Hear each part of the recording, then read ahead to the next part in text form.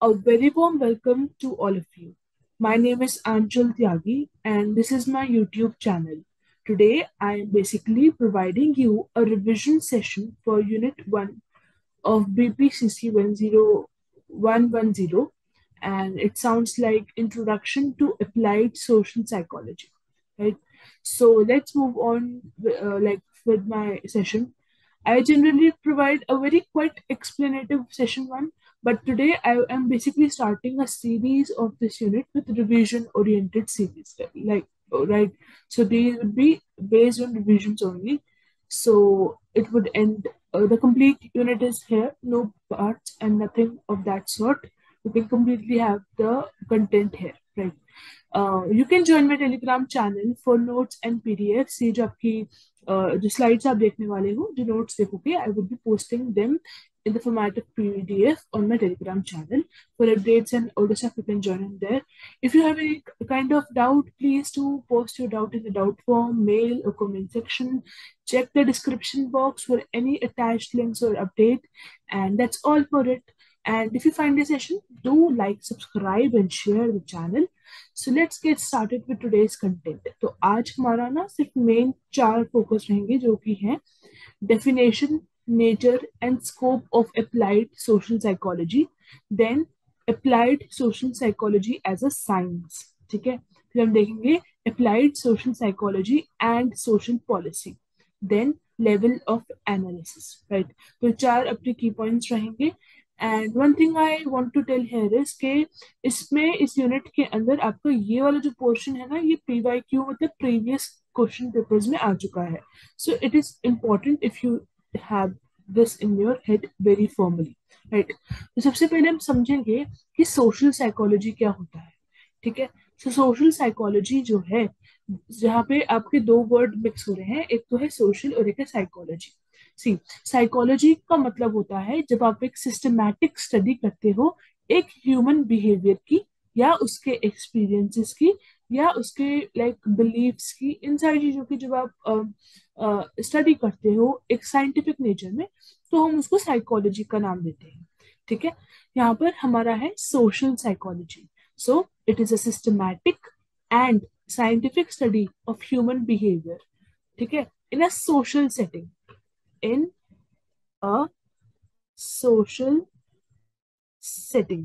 मतलब एक ऐसे स्फेयर में जहां पर इंडिविजुअल या ह्यूमन जो है वो समाज के एक सेटिंग में, समाज के एक ग्रुप के अंदर प्रेजेंट है, और वो सोसाइटी के आगे या फिर लोगों के आगे, या कुछ सिचुएशंस में जो सोशल डायमेंशंस होते हैं जिनके, तो उस सिचुएशन में जहाँ पे सोसाइटी का उसको सामना करना पड़ेगा, where he or she need to face the society and the outcomes will be shaping their overview.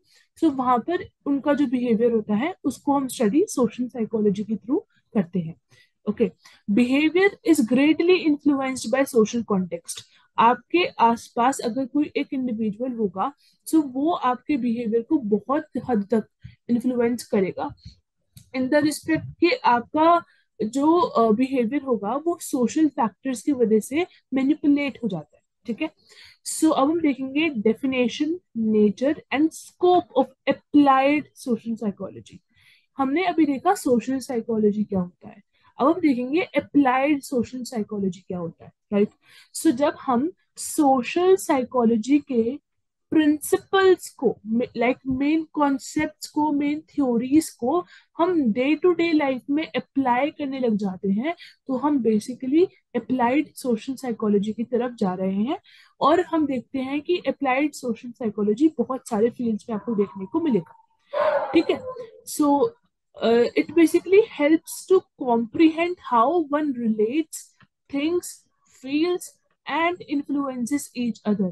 It helps to understand कि एक इंडिविजुअल एक सिचुएशन में, एक सोशल स्फेयर के अंदर कैसे इंफॉर्मेशन को, स्टिमुलाई को, इवेंट को रिलेट कर पाता है, उसके बारे में सोच पाता है या फील कर पाता है, और ये सारी चीजें कैसे इन्फ्लुएंस होती है. ठीक है, ये सब कुछ हम इसके अंदर देखेंगे. हम समझेंगे सोशल एंड प्रैक्टिकल प्रॉब्लम्स को. राइट, हम ना कुछ इंटरवेंशन स्ट्रैटेजीज को डेवलप करेंगे जो कि हेल्प करेगा, कुछ ऐसे लाइक हम मेथड्स वेज की तरफ चलेंगे जो हेल्प करेगा सोशल प्रॉब्लम्स को प्रिवेंट करने में या कम करने में। ठीक है, अब देखो, सोशल साइकोलॉजी जो अप्लाइड सोशल साइकोलॉजी है वो ना, उसको हम साइंसेस बोलते हैं। साइंसेस इसलिए बोलते हैं क्योंकि ये सोशल साइंसेस जो एक स्फेयर है और जो साइंस है उन दोनों से जुड़ा हुआ है। ठीक है, सो इसीलिए हम इसको साइंसेस भी बोलते हैं। And it is a branch of social psychology. मतलब आपका ना पूरा एक कंप्लीट वो होता है कि वहाँ पे साइकोलॉजी होता है। फिर साइकोलॉजी के अंदर अलग अलग तरीके के फील्ड लाइक वो होते हैं, उसके मतलब टाइप्स होते हैं। तो उसी में एक आपका है सोशल साइकोलॉजी। ठीक है, और सोशल साइकोलॉजी के भी अंदर आपको मिलेगा अप्लाइड सोशल साइकोलॉजी। ठीक है, सो आप देख सकते हो कि ये पूरा का पूरा ऐसे ओरिजिनेट होता है। ठीक है, जो भी सोशल इशू होगा, जो भी समाज के अंदर दिक्कतें होंगी, इश्यूज होंगी, उनको हम ना इंटरप्रेट कर पाते हैं, मतलब कि समझ पाते हैं, और उनके लिए ना कुछ इंटरवेंशंस तैयार कर पाते हैं। मतलब कि कुछ ऐसे मेथड्स ढूंढ पाते हैं या कुछ ऐसा जरिया ढूंढ पाते हैं जिससे कि हम उनको प्रिवेंट कर पाए या बचा पाए। ठीक है, और इसकी वजह से हम देखते हैं सोसाइटी में, समाज के अंदर आप एक पॉजिटिव चेंज लेके आ पाते हो। ठीक है, यहाँ पे जो आपका एजम्पशन रहेगा वो ये होगा कि कोई भी प्रॉब्लम हो गया या फिर कोई भी इश्यू होगा ना समाज के अंदर, तो उसका एक सोशल डायमेंशन होता है। मतलब कोई भी प्रॉब्लम होगा उसका कहीं ना कहीं एक सोशल डायमेंशन होता है। कहीं ना कहीं एक प्रॉब्लम को, एक इशू को समाज या सोशल डायमेंशन या सोशल फैक्टर्स इन्फ्लुएंस करते ही करते हैं। ठीक है, आप देखोगे सोशल साइकोलॉजी का जो रूट्स है, मतलब जहां से वो ओरिजिनेट हुआ, वो हुआ था कर्ट लुविन के रिसर्च से, जो 1936 में की गई थी, जिसके अंदर वो सोशल और प्रैक्टिकल इश्यूज के ऊपर ध्यान दे रहे थे। वहां से मतलब यहाँ वहां से अप्लाइड सोशल साइकोलॉजी का लाइक शुरुआत हुई, रिसर्च होना या उसको समझना। और एक आज का टाइम है, अभी भी आप देखोगे बुक के अंदर आपको बहुत सारी डेवलपमेंट्स बताई हैं कि कौन से रिसर्चर ने क्या करा। ठीक है, पर ये रिवीजन सेशन है तो मैं एक एक रिसर्चर की फाइंडिंग्स को यहाँ पे एक्सप्लेन नहीं करूंगी, बिकॉज ये जो आपको मटेरियल आपको स्क्रीन पे दिख रहा है, ये आप एज इट इज लर्न करके अपने पेपर में लिख के आ सकते हो। ये उस हिसाब से तो आप समझ सकते हो कि आप इसके बाद जो है ये सेंटेंस लिख सकते हो कि जब दूसरे स्कॉलर्स ने और काम दिया था, उसके साथ साथ जो है ये वाली फील्ड डेवलप हुई है, और करंट में भी ये वाली फील्ड डेवलपिंग ही है।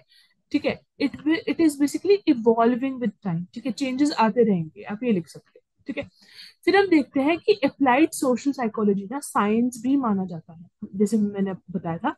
सो साइंस के अंदर अगर आपको ना एक फीचर समझना है कि कभी भी कोई भी सब्जेक्ट या कोई भी डिसिप्लिन को साइंस माना जाता है, मतलब कि उसके अंदर ऑब्जेक्टिविटी होती है, वहां पर आपके पर्सनल बिलीव्स नहीं आते हैं, और वहां पर आप रिसर्च करते हो, चीजों को वेरीफाई करते हो।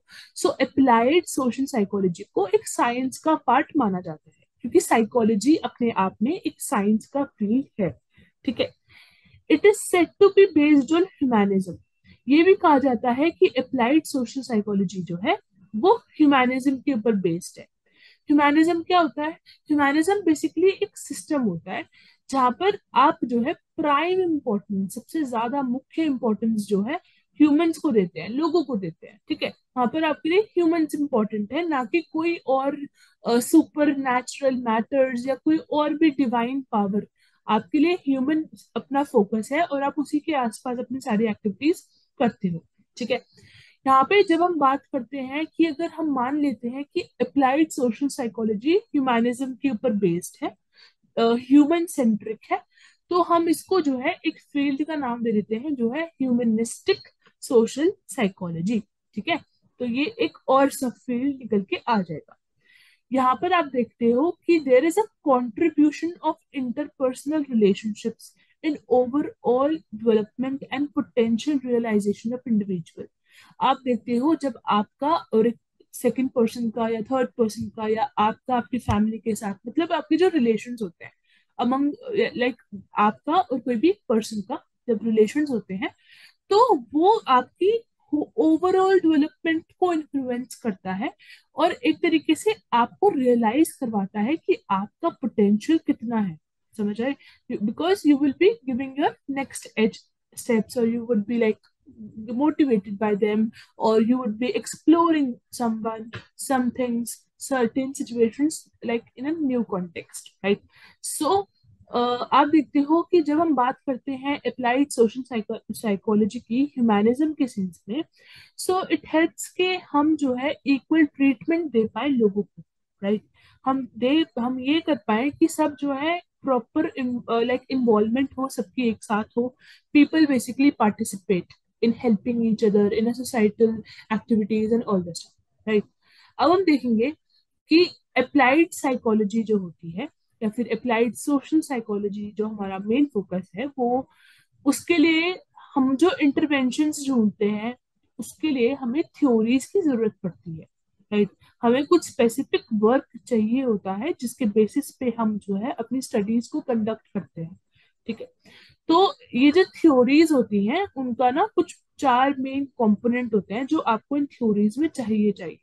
तो वो होते हैं scope, range, testimony and parsimony, ठीक है? तो एक एक करके अब हम इन 4 कंपोनेंट को देखते हैं जो कि आपको थ्योरीज में चाहिए, सो दैट आप जो है सोशल इश्यूज के लिए कुछ इंटरवेंटिव मेथड्स या इंटरवेंशंस को डेवलप करते हैं, ठीक है? सो आप देखोगे कि जो स्कोप होता है उसका मतलब होता है number of individual behaviours explained by this. मतलब थ्योरीज जो है उनका स्कोप कितना है, मतलब थ्योरीज का स्कोप हमें बताता है कि वो पर्टिकुलर थ्योरी कितने लोगों का बिहेवियर हमें एक्सप्लेन कर चुकी है या कर पा सकती है. रेंज बताता है कि थ्योरीज, एक पर्टिकुलर थ्योरी जब हम अप्लाइड सोशल साइकोलॉजी में पढ़ते हैं तो वो कितने लोगों को कवर कर सकता है, like starting from a very small amount of individuals to complete society. तो उसका रेंज कितना है, दायरा कितना है, ठीक है? फिर हम देखते हैं टेस्टिमनी. सो अगर एक थ्योरी के अंदर ये क्वालिटी होती है टेस्टिमनी की, तो मतलब इसका होता है कि आपकी जो पर्टिकुलर थ्योरी है, आप अगर चाहो तो उसको टेस्ट कर सकते हो, आप उसको प्रूव कर सकते हो. Like you can prove the theory or you can disapprove the theory, मतलब वो टेस्टेबल है, ठीक है? आप उसके लिए रिसर्च वगैरह अपने कंडक्ट कर सकते हो. लास्ट है पार्सिमनी. पार्सिमनी कहता है कि लेस प्रपोजिशंस, मतलब कि कम से कम assumptions are utilised for the theory being explained. अगर थ्योरी एक अच्छी थ्योरी होगी जिसके थ्रू हम अप्लाइड सोशल साइकोलॉजी के अंदर इंटरवेंशंस तैयार कर सकते हैं, सो वो पर्टिकुलर थ्योरी पार्सिमनी को होल्ड करना चाहिए. मतलब वहां पर आपके assumptions की ज्यादा जरूरत नहीं पड़नी चाहिए. It should be more of scientific in nature with a valid reason and the stuff, right? See, to understand theories, ठीक है? जब भी हम थ्योरीज को समझना चाहते हैं, आपको ये समझना है कि हमें थ्योरीज को समझना ही क्यों है. Why to understand theories? See, in this particular field of applied social psychology, you need to understand theories so that you can conduct your complete studies, so that you can develop interventions with it, right? So understanding theories की वजह, मतलब जब भी आप theories को समझोगे, it basically follows a scientific process.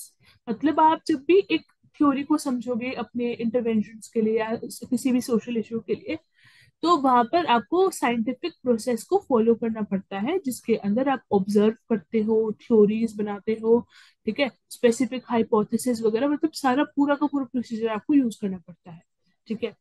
जब आप एक थ्योरी को टेस्ट करते हो, results from testing a theory जो होता है, जो भी आपका रिजल्ट आएगा एक थ्योरी को टेस्ट करने के लिए, उसको आप यूटिलाइज करते हो to modify the theory. Theory को और मॉडिफाई करने के लिए, विकसित करने के लिए, या फ्यूचर में अगर आपको कोई और ऑब्जर्वेशन करनी है तो उसके लिए, या फिर आपको कोई भी सुटेबल इंटरवेंशंस बनाने हैं सोशल इश्यूज के लिए, तो आप उनके लिए भी ये उनका रिजल्ट जो है वो यूज कर सकते हो. अब देखो, अप्लाइड सोशल साइकोलॉजी है ना, वो 2 तरीके की हो सकती है. या तो वो थ्योरी ड्रिवन हो सकती है या वो प्रॉब्लम ड्रिवन हो सकती है. थ्योरी ड्रिवन के अंदर क्या होता है, आप थ्योरी ड्रिवन के अंदर basically you are testing certain theories application, ठीक है, इन सोशल कॉन्टेक्स्ट. आप जो है कुछ टेस्टिंग्स करोगे थ्योरीज की सोशल कॉन्टेक्स्ट के अंदर, और उन्हें वैलिडेट करोगे, मतलब उनको वेरीफाई करके उनको कंप्लीटली वैलिडेट कर दोगे कि हाँ ये सही है कि नहीं। ठीक है, या तो आपका अप्लाइड सोशल साइकोलॉजी में ये वाला एक एस्पेक्ट आ सकता है, या फिर वो प्रॉब्लम ड्रिवन हो सकता है। प्रॉब्लम ड्रिवन क्या कि आपके पास थ्योरी डेवलप्ड है ऑलरेडी, अब आपको ना एक सोसाइटी में इशू देखने को मिला है, उसकी वजह से अब आपको problem driven applied social psychology को यूज करना पड़ेगा, जहां पर आप कुछ ऐसे इंटरवेंशन स्ट्रैटेजीज को बनाओगे जो हेल्प करेगा उस पर्टिकुलर प्रॉब्लम को जो समाज के अंदर आया है उसको सॉल्व करने में। ठीक है, सी, अब यहाँ पे अगर हम स्कोप की बात करें तो अप्लाइड सोशल साइकोलॉजी का जो है बहुत ही वास्ट स्कोप है। आप देखोगे बहुत सारे फील्ड्स के अंदर जो है अप्लाइड सोशल साइकोलॉजी को यूज किया जाता है, और इसी की वजह से बहुत सारा एक्शन रिसर्च भी बनता है। एक्शन रिसर्च क्या होता है ये आने वाली यूनिट में हम पढ़ेंगे। ठीक है, सो आप देखोगे कि अप्लाइड सोशल साइकोलॉजी जो है एनवायरनमेंट में भी अप्लाई होता है, डाइवर्सिटी के ऊपर भी अप्लाई होता है, कम्युनिटी, लीगल सिस्टम, मतलब उसका बहुत सारा लाइक अलग अलग स्फेयर्स में आप उसको यूज कर सकते हो। यहाँ पर जो आप एप्लीकेशन देखते हो सोशल साइकोलॉजी की, वो हेल्थ में भी होती है, एजुकेशन में भी होती है, स्पोर्ट्स में भी होती है, और वर्क सेटअप तक, मतलब एक अनलिमिटेड स्कोप रहता है इसके एप्लीकेटिव नेचर का। ठीक है, फिर हम देखते हैं so applied social psychology as a science. अगर हम उसको साइंस माने तो मतलब उसके बारे में हम कंटेंट देखेंगे कि अगर हम अप्लाइड सोशल साइकोलॉजी को एज अ साइंस कंसीडर करते हैं तो, अगर पहली बात तो हम समझ लीजिए कि अप्लाइड सोशल साइकोलॉजी जो है वो एक ब्रांच है साइकोलॉजी का, जैसे मैंने पहले बताया था। इसके अंदर आपको सिस्टमैटिक और एम्पिरिकल मेथड्स यूज होते हुए दिखेंगे, किसी भी पर्टिकुलर थ्योरी को डेवलप करते हुए देख लीजिए आप कभी भी एक सोशल इशू को समझ रहे होंगे तो तब भी आप साइंटिफिकली उसको समझने की कोशिश करोगे। ठीक है, सो ये है। फिर हम देखते हैं कि यहाँ पर आप जो है यूज करते हो साइंटिफिक कोर वैल्यूज, मतलब कि साइंटिफिक नेचर की कुछ मेन वैल्यूज हैं जो कि आपको कंसीडर करनी पड़ती है। सबसे पहला है एथिक्स। एथिक्स मतलब कि जब भी आप अप्लाइड सोशल साइकोलॉजी में अपना काम कर रहे हो, रिसर्च कर रहे हो, तो आपको कुछ इश्यूज, एथिकल इश्यूज होते हैं, मतलब कुछ कंडीशंस होते हैं, कुछ नॉर्म्स होते हैं, आपको फॉलो करने बहुत जरूरी होते हैं। ठीक है, दूसरा है एक्यूरेसी। आप जब भी मेजरमेंट करोगे या कोई भी चीज रिसर्च का आंसर निकालने की कोशिश करोगे तो वहां पे मेजरमेंट जो है वो एक्यूरेट होनी चाहिए, वहां पे प्रिसाइजनेस होनी चाहिए, कुछ भी ऊपर नीचे नहीं होना चाहिए। इसके लिए आपको इंफॉर्मेशन भी बहुत हिसाब से लाइक लेके आनी पड़ती है। फिर आप देखोगे ऑब्जेक्टिविटी। ऑब्जेक्टिविटी मतलब कि वहां पर आपके पर्सनल बिलीव्स, मतलब वहां पे आपकी सब्जेक्टिविटी नहीं होनी चाहिए। फिर है स्केप्टिसिज्म, विच मीन्स दैट आपका जो आउटकम आएगा एक पर्टिकुलर रिसर्च का, उसको आप क्वेश्चन कर पाओगे, आप उसको वेरीफाई कर पाओगे। और लास्ट है ओपन माइंडेड। आपका जो रिजल्ट होगा वो एक ओपन माइंडेड रिसर्च के या एक ओपन माइंडेड अप्रोच के बेसिस पे एक्सेप्ट होना चाहिए। मतलब कि लोग जो हैं वो आपके रिसर्च का या फिर आपका जो अप्लाइड सोशल साइकोलॉजी का जो स्पेयर है उसको वेलकमिंग नेचर से अपना एक्सेप्ट करेंगे। ठीक है, so, being a science, it is very important to take care of certain scientific goals. जैसे हर साइंस के एक सब्जेक्ट के अंदर कुछ गोल्स होते हैं अचीव करने के लिए, बिल्कुल वैसे ही आप देखोगे कि यहाँ पर भी आपके कुछ गोल्स हैं सोशल, अप्लाइड सोशल साइकोलॉजी को समझने के लिए। ठीक है, तो ये अपने पास जो है 5 गोल हैं। सबसे पहला है, जब भी आप अप्लाइड सोशल साइकोलॉजी को यूज करें तो आप जो है इवेंट को जो है डिस्क्राइब कर दें अच्छी तरह, उसकी फीचर्स वगैरह को आइडेंटिफाई करें और बता दें। ठीक है, सेकेंड इज प्रिडिक्शन। प्रिडिक्शन के अंदर क्या होता है, जो भी उस पर्टिकुलर इवेंट के आसपास के जो फैक्टर्स हैं जो कि कोई एक नया फिनोमिना को हेल्प कर सकते हैं डेवलप करने में, तो आप उसके ऊपर भी अपना ध्यान दें। तीसरा है डिटरमाइनिंग कॉजुअलिटी, मतलब कि आप जो है अपने जो इवेंट है जिसके ऊपर आपका फोकस है इस पर्टिकुलर सब्जेक्ट के अंदर, तो उसके अंदर जो फैक्टर्स हैं आप उसके बीच का जो रिलेशन है, cause and effect relationship among the factors should be maintain, right. Now fourth is explanation, right. जब भी आपका फिनोमिना है या इवेंट जो है वो क्यों अकर होता है ये आपको पता होना चाहिए। And fifth is control. Control is a very important गोल जब भी आप एक साइंटिफिक रिसर्च या किसी भी स्पेयर में देखते हो। इसके अंदर आपका क्या होता है कि you should be able to manipulate the situation. आपके अंदर इतना होना चाहिए कि आप सिचुएशन को मैनिपुलेट कर पाएंगे, रिसर्च कंडीशंस को भी मैनिपुलेट कर सकते हैं अपने रिजल्ट को लाने के लिए। ठीक है। इसकी वजह से क्या होता है कि it helps one two study changes, क्योंकि जैसे आप कोई चीज मैनिपुलेट करोगे, अपनी तरफ से कंट्रोल करोगे एक पर्टिकुलर इवेंट के अंदर, तो आप जो है जो उसकी उस पर्टिकुलर एक्शन की वजह से जो चेंज आपको देखने को मिलेगा ना फिनोमिना के अंदर, आप उसको स्टडी कर पाओगे। सो ये कुछ गोल्स थे बीइंग अ साइंस जो अप्लाइड सोशल साइकोलॉजी को फॉलो करने बहुत जरूरी है। ठीक है। फिर हम देखेंगे applied social psychology and social psychology. एक ना डिफरेंशिएशन है आई गेस बुक में, आप उसको रीड आउट कर सकते हैं, दैट्स नॉट मच डिफिकल्ट। तो एक डिफरेंशिएशन की टेबल है, तब उसको रीड कर लेना। ठीक है। So applied social psychology and social psychology के अंदर क्या देखते हैं कि, या फिर I should say here should be social policies. Social policies typing error है, तो इसको आप करेक्ट कर लेना। सो पॉलिसी होना चाहिए, पॉलिसीज, राइट। सो आप देखिए, यहाँ पे हम क्या देखेंगे कि जब भी आप देखते हैं कुछ पॉलिसीज बनती हैं, ठीक है, आप जब भी एक पर्टिकुलर नेशन के अंदर देखते हैं, सोसाइटी के अंदर देखते हैं, तो कुछ पॉलिसीज बन रही होती है। सो ये पॉलिसीज जो बनती हैं, ये पॉजिटिव चेंज लाने के लिए बनती हैं लोगों की लाइफ के अंदर। ठीक है। सोशल पॉलिसी जो होती है वो कुछ एक्शंस होते हैं, कुछ एक्शंस लिए जाते हैं गवर्नमेंट के थ्रू, सो दैट वो सोसाइटी के अंदर, समाज के अंदर बदलाव ला सके, डेवलपमेंट ला सके।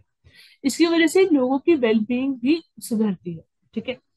सोशल पॉलिसीज जो होती हैं उनके अंदर कुछ गाइडलाइंस होती हैं, कुछ टर्म्स एंड कंडीशंस होती हैं जो बेसिकली हेल्प करती हैं हमें अपॉर्चुनिटीज देने में, so that we can live and develop, right. अब आपके जो है इकोनॉमिकल और नॉन इकोनॉमिकल गोल्स हो सकते हैं एक पॉलिसी के अंदर। ठीक है। या तो आप एक पर्टिकुलर सोसाइटी के अंदर फाइनेंशियल या इकोनॉमिक गुड्स एंड सर्विसेज के ऊपर ध्यान देके उनको बूस्टअप करना चाहते हैं, या फिर नॉन इकोनॉमिकल मतलब आप उनकी एजुकेशन को सुधारना चाहते हैं, हेल्थ केयर को सुधारना चाहते हैं, तो ये सब कुछ होता है पॉलिसीज के अंदर। ठीक है। पॉलिसीज या सोशल पॉलिसीज हेल्प करती हैं कि वो हमें fair and equal distribution of resources करा पाए, क्योंकि वो पॉलिसीज हेल्प करती हैं कि हर सेक्शन ऑफ सोसाइटी को मतलब सब कुछ मिले, बराबर मिले। ठीक है। सोशल एंड साइकोलॉजिकल एस्पेक्ट जो होता है सोशल पॉलिसीज के अंदर, तो वो ये होता है कि आपका जो समाज है या आपका जो जनता है वो डेवलप हो। ठीक है। उनके अंदर नॉलेज, उनकी उनका जो एटीट्यूड है, उनकी जो प्रैक्टिसेस हैं, वो मेंटेन रहे। ठीक है। आप जब भी अप्लाइड सोशल साइकोलॉजी को यूज करते हैं, तो उसकी वजह से आप जो है सोशल इशू को या प्रॉब्लम को समझ पाते हैं। ठीक है। It helps in implementation and evaluation of social policy. Social policy को भी आप उसके थ्रू समझ पाते हैं, और पॉलिसी का कितना असर था समाज के ऊपर ये भी आप इसके थ्रू देख पाते हैं अप्लाइड सोशल साइकोलॉजी के थ्रू। ठीक है। लास्ट थिंग है कि लेवल ऑफ एनालिसिस। ठीक है। जब भी आप देखते हैं कि सोशल इन्फ्लुएंस होता है, मतलब समाज की वजह से आपके ऊपर असर होता है या आपका किसी और के ऊपर असर होता है, तो सोशल इन्फ्लुएंस जो होता है ना, वो एक पर्सन की लाइफ में बहुत लाइक इम्पोर्टेंट रोल प्ले करता है, और ये डायरेक्ट भी हो सकता है और इनडायरेक्टली भी आपके ऊपर सोशल इन्फ्लुएंस हो सकता है। ठीक है। यहाँ पर आप देखते हो कि सोशल डिटर्मिनेंट्स होते हैं, कुछ फैक्टर्स होते हैं जो निर्भर कराते हैं, जैसे कि interpersonal, group, organisation, community, societal and cultural factors, मतलब आपके आसपास का समुदाय कैसा है, ग्रुपिंग कैसी है, आपके रिलेशंस कैसे हैं, ये सारी चीजें जो है आपके सोशल इन्फ्लुएंस को इन्फ्लुएंस करते हैं, लाइक कहीं ना कहीं उनका असर होता है। ठीक है। तो अगर आपका जो ग्रुप है, अगर वो एक इंटेलेक्चुअल ग्रुप है जहाँ पर समझ की बात होती है, तो कहीं ना कहीं वो आपके अंदर भी वो एक इन्फ्लुएंस लाएंगे कि आपकी भी सोच को वो एक बहुत ही ऑब्जेक्टिव सोच बनाने में हेल्प करेंगे। ठीक है। सो ये सारे जो डिटर्मिनेंट्स हैं इन्हीं के बेसिस पे हम एनालाइज करते हैं। ठीक है।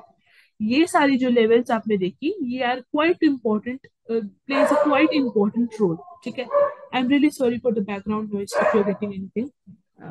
I basically apologize for that.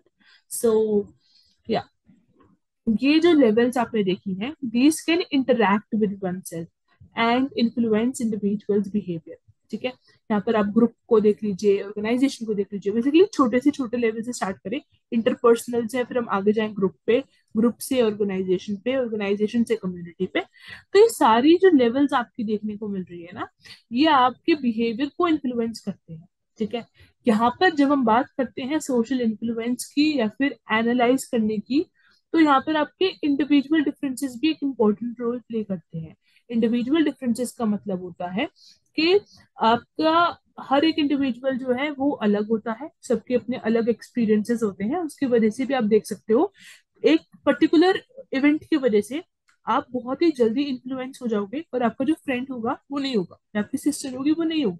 ठीक है, सो इंडिविजुअल डिफरेंसेस भी मैटर करते हैं सोशल इन्फ्लुएंस के अंदर।